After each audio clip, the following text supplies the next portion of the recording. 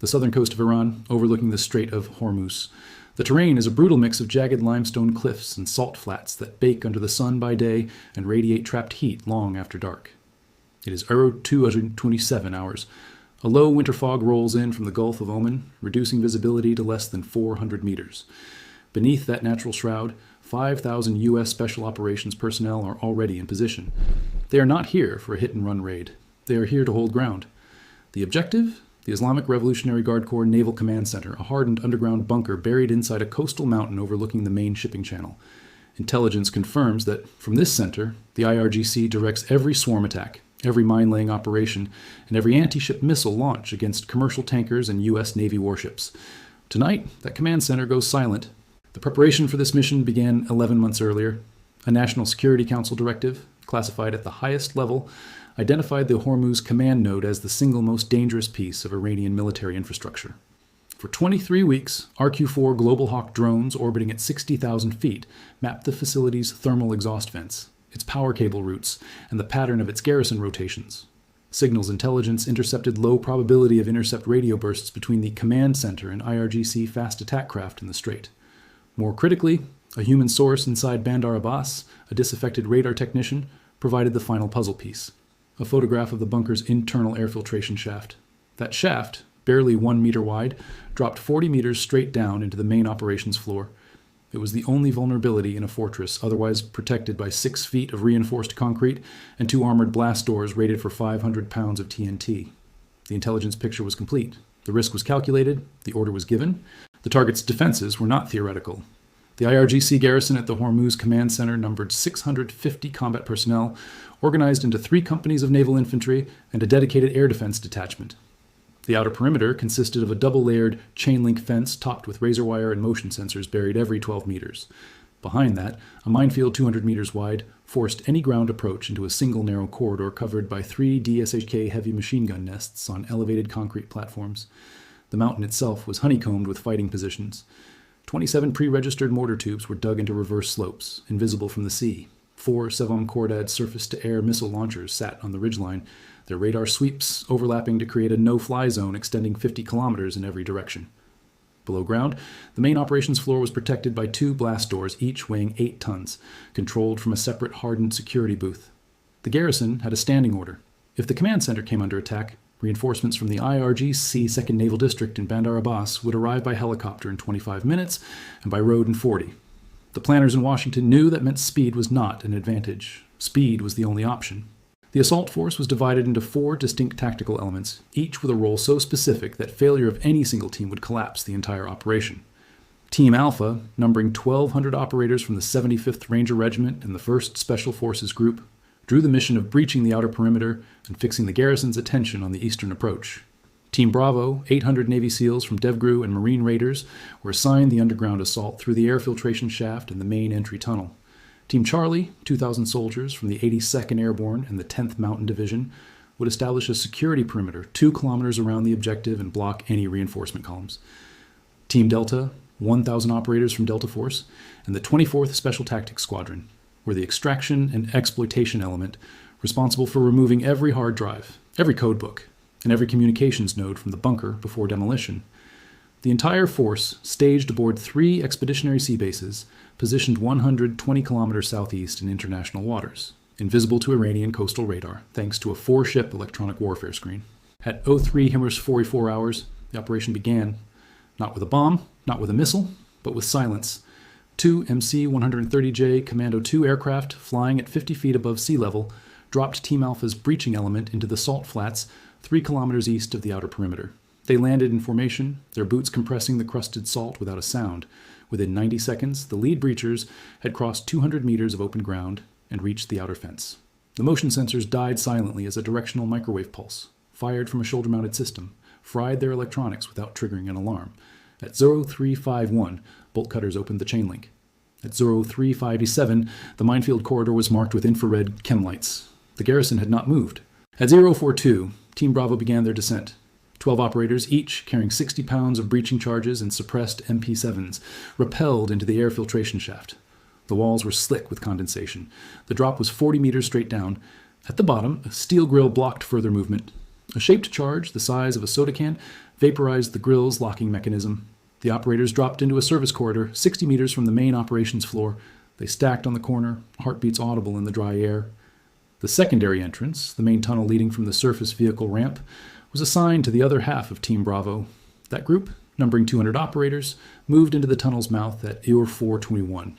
The first 8-ton blast door was closed. They placed breaching rings around its frame, 12 pounds of PBX 9502 explosive. The detonation at IR 427 sent a pressure wave back up the tunnel that collapsed the vehicle ramp entrance behind them. There was no retreat now. The garrison reacted at IR 430. Klaxon sounded inside the bunker. The security booth activated the second blast door's locking mechanism, sealing the main operations floor. The eastern perimeter machine gun nests opened fire on Team Alpha's diversionary assault. Tracer rounds streaked across the salt flats, a chain of red light in the thermal fog. The Rangers responded with M240B machine guns and Javelin anti-tank missiles aimed directly at the concrete platforms. At IR 434, the first DSHK position exploded in a cloud of rebar and dust. At IR 438, the second fell silent. The third repositioned its fire onto the breaching corridor, pinning down 30 Rangers behind a low rock wall. A single M320 grenade launcher fired a thermobaric round into the nest's ammunition storage. The explosion lifted the entire platform 3 feet off its foundations. The eastern breach was open. Inside the bunker, the fight turned into a corridor-by-corridor nightmare. The IRGC security force, 250 sailors armed with G3 battle rifles and defensive positions at every junction, knew the tunnels better than any attacker could. At 0442, Team Bravo's tunnel element hit their first hardpoint, a reinforced guard post with a PKP machine gun firing down a straight 80-meter hallway. 3 operators went down, their body armor stopping the first rounds, but fragmentation from the concrete walls causing severe wounds. The lead breacher, a senior chief petty officer, crawled to the corner and fired an M72 Law rocket into the guard post's firing port. The overpressure collapsed the position. The tunnel element advanced over the wreckage at 0449. At the same moment, the shaft element emerged into the main service junction, 50 meters from the second blast door. They found the door closed, its 8 tons of steel locked and braced. A thermal lance, powered by a backpack oxygen tank, cut through the locking mechanism in 90 seconds. At 0453, the door's hydraulics failed. Operators used a portable hydraulic spreader, the kind designed for vehicle extrication, to force a 30-centimeter gap. Fragmentation grenades went through the gap first. Then the operators went through, firing suppressed MP7s into the chaos of the main operations floor. The IRGC command staff, 30 officers, including a brigadier general, were reaching for sidearms and destroying hard drives with sledgehammers. They never completed the task. At 0457, Team Bravo secured the main operations floor. The brigadier general was dead. 12 of his staff surrendered. The rest of the garrison, cut off from their command, reverted to standing orders, fight to the death. And they did.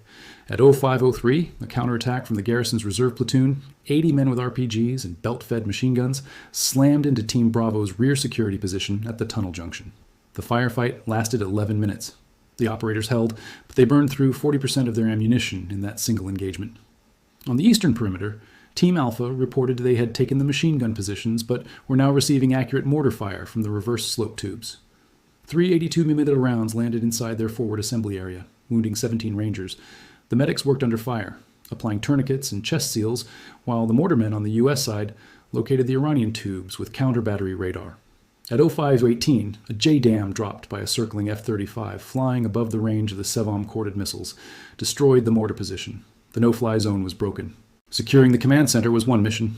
Keeping it was another. At 0530, Team Delta began the exploitation phase.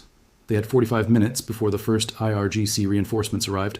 Hard drives were pulled from every server rack. Codebooks, paper charts, and a fiber optic cable tap on the undersea communications line were photographed and removed. The operators worked in absolute silence, their movements rehearsed thousands of times. At 0545, a drone asset reported 15 IRGC fast attack craft leaving Bandar Abbas, each carrying 40 naval infantry. At the same time, a convoy of 30 technical trucks and BMP-2 armored vehicles was moving along the coastal highway at high speed. Team Charlie, the perimeter force, prepared to receive them. Anti-tank teams with Javelin missiles deployed to the high ground. Machine gun crews dug in behind the captured Iranian positions. The extraction convoy, 48 specially configured ground mobility vehicles, lined up on the salt flats with engines running. At 0612, the first wave of reinforcements arrived. The IRGC naval infantry came in fast, their small boats beaching 2 kilometers south of the perimeter. They advanced in a skirmish line, supported by truck-mounted 23mm cannon fire from the highway. Team Charlie's forward observers called in naval gunfire from a destroyer positioned just over the horizon. 5-inch shells landed in the middle of the advancing formation, stopping the first wave cold. But the second wave kept coming. At 0630, BMP-2 vehicles engaged Team Charlie's northern blocking position with 30mm autocannon fire.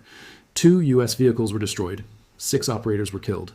The Javelin teams fired back, destroying 3 BMPs in 90 seconds. The remaining armor withdrew behind a ridgeline, still firing indirect rounds.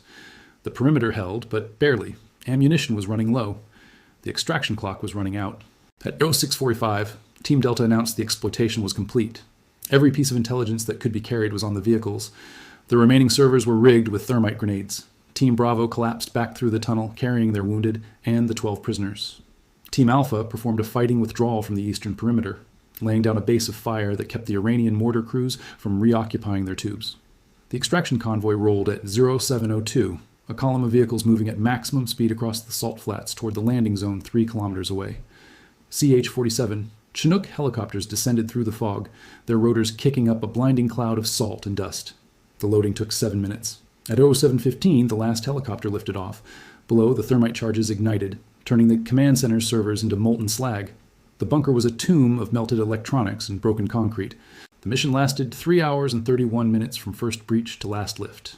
U.S. casualties: 24 killed in action, 67 wounded, 12 of whom would later be evacuated to Landstuhl for advanced care. Enemy losses: 412 IRGC personnel confirmed killed, 138 wounded, 12 captured, including the deputy commander of naval operations for the Hormuz district. The garrison was effectively destroyed as a fighting force. Equipment losses on the Iranian side included 3 DSHK machine gun positions, 4 Sevod corded missile launchers destroyed by follow-on airstrikes, 27 mortar tubes, 15 fast attack craft sunk by naval gunfire, and 8 BMP-2 armored vehicles. The intelligence haul filled 3 cargo containers. It contained the targeting codes for every anti-ship missile in IRGC inventory, the schedules of every mine-laying operation for the next 6 months, and the personal communications logs of 3 senior IRGC commanders. Strategically, the command center's destruction did more than blind Iranian naval forces in the strait. It sent a message written in steel and explosives. The world's most defended coastline was not a sanctuary. For the Islamic Revolutionary Guard Corps, the Hormuz coast became a graveyard, and for the 5,000 Americans who stormed that mountain, the operation would be studied for decades as the moment when shock met precision and precision won.